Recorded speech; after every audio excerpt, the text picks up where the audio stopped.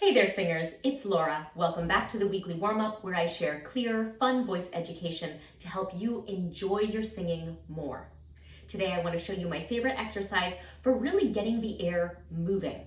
Now, if you're wondering why it's important to move your air, then let me ask you, have you ever run out of breath on a long phrase?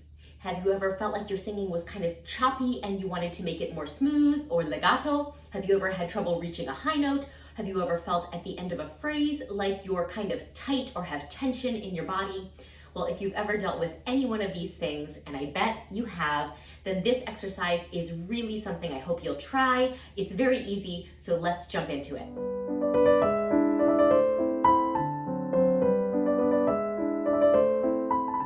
So the exercise or the technique itself is quite simple. All I'm going to ask you to do is just move your arms and keep them continuously moving as you sing.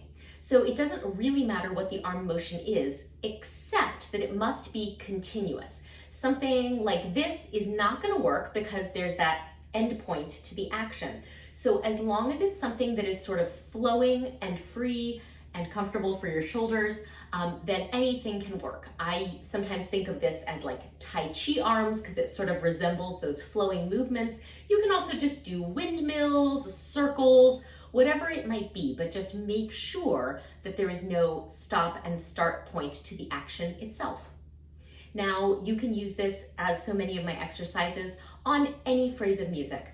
But to give us kind of a breath challenge, because that's usually the place that this sort of comes in handy most frequently, if you want to be able to sing a long phrase without running out of breath or having that feeling of at the end, then let's give this a try. Let's set ourselves up with kind of a long phrase. So how about a 9-note scale? Something like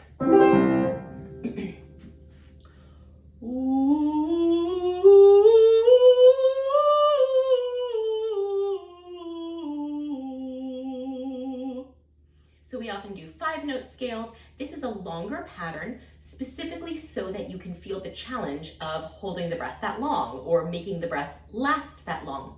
So let's give that a try together. Just sing with me first, then we'll add arms. Here we go.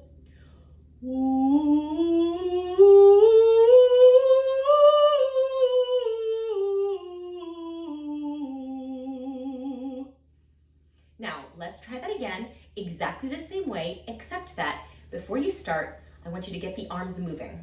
So here we go, and just pay attention. Do not let the arms stop moving. Really try to keep them going throughout the exercise and even through the last note. Ready?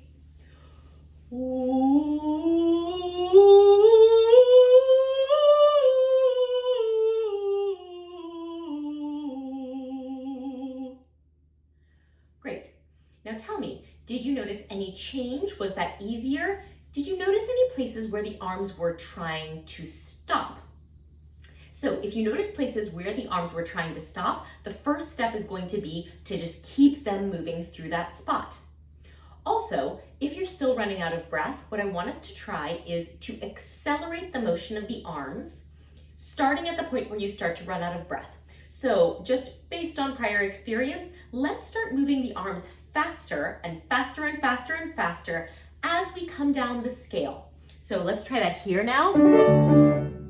So we're going to just move the arms as normal on the way up, and then as we come down the scale and we start to feel like the breath may be becoming short, we're just going to really accelerate the motion. So let's start here. Start the arms.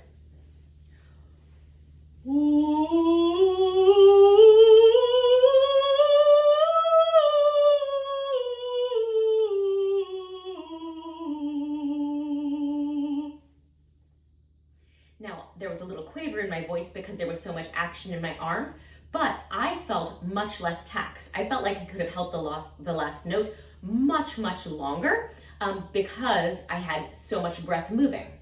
So let's try one more of those and see if you can even accelerate that motion even more. Let's start here this time. Ready?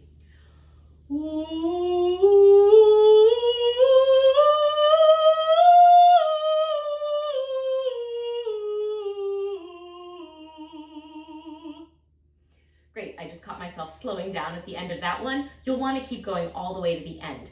But I would love to hear in the comments what's happening for you. I automatically just feel like the experience is more free, it's more smooth, and it is much easier for me to get to the end of the phrase without feeling like my breath is being taxed. So if this is working for you, then Godspeed, keep using it, go on, put it into your music. If you're curious about why this works, I'll just talk about it for a moment. I think sometimes we think that this works because it distracts us. And certainly there may be value in that, but I also think there's a really important aspect to it, that our hands are both visible, we can see them, they're outside our body, they're outside of our internal body, and also we are just much more adept at controlling what our hands and arms do than this very interconnected, complicated system that supports our singing. When we go to sing, we've got muscles from the abdominal muscles, the diaphragm, which is involuntary anyway, the intercostal muscles, muscles of the back, the muscles of the throat, the neck, the vocal cords themselves. There are so many interconnected parts, some of which we don't really have muscular control over, and others which have sort of indirect effects on the sound, the breath. And so it is much easier to control moving your arm faster rather than telling your body, support more and move the air faster. That's giving you a very vague signal to sort of turn something on, but it's hard for your body to know exactly what to do. Whereas when you just show your body, I want you to keep going, not stop, and give me even more at the end of the phrase, then that signal also conveys to the rest of your body. Your body, because it is so interconnected, will absolutely contribute to that accelerating movement and move the breath in the same way. So I would love to hear what your experience is here. I've seen so many real aha moments with students who can suddenly make it through a challenging phrase or move right away to a high note without fear or without tension. So I hope that it works that well for you. I hope you liked this video and will subscribe to the channel and give this video a thumbs up so that I can see you next week for more clear, fun voice education. And in the meanwhile, thank you for practicing.